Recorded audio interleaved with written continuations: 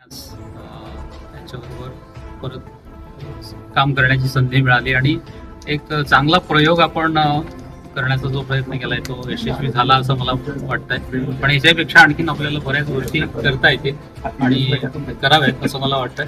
पण आज जी रांगोळी आपण साकारलेली आहे रंगवलीच्या कलाकारांनी सगळ्या, त्यांनी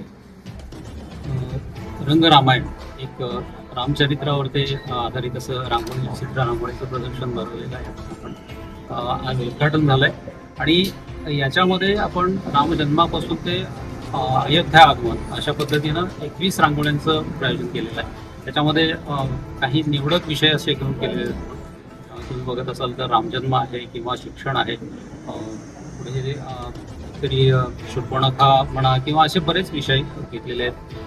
कुंभकर्ण विषय घेतलेला आहे, आगमनाचा विषय घेतला आहे, असे बरेच विषय आहेत.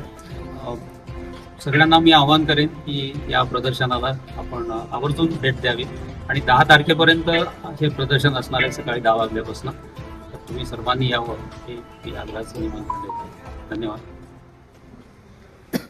श्री कोपेश्वर सांस्कृतिक न्यास आणि रंगवल्ली परिवार यांच्या संयुक्त विद्यमाने हे श्रीरामचंद्रावर आधारित रांगोळी प्रदर्शन आपण आणि तसेच आपलं शिवाजी महाराज राज्याभिषेकाला 300 वर्ष आपलं पूर्ण होत आहेत, 350 वर्ष पूर्ण होत आहेत.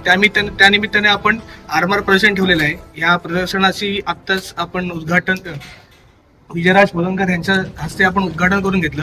हे आजपासून 10 तारखेपर्यंत सकाळी 10 ते संध्याकाळी 8 चालू राहील, दिवसभर चालू राहील. तर सगळ्या नागरिकांनी हा आस्वाद घ्यावा आणि तसेच त्यांचे रंगवली परिवारचे जे काही कलाकार आहेत त्यांचे खरंच मी आभार मानतो. ते दिवस रात्री इथे कष्ट करून खूप सुंदररित्या म्हणजे प्रत्येक रांगोळीचे जो राम आहे नंतर जटा आहे त्या प्रत्येकाचे एक्सप्रेशन हे बघण्यासारखे आहेत.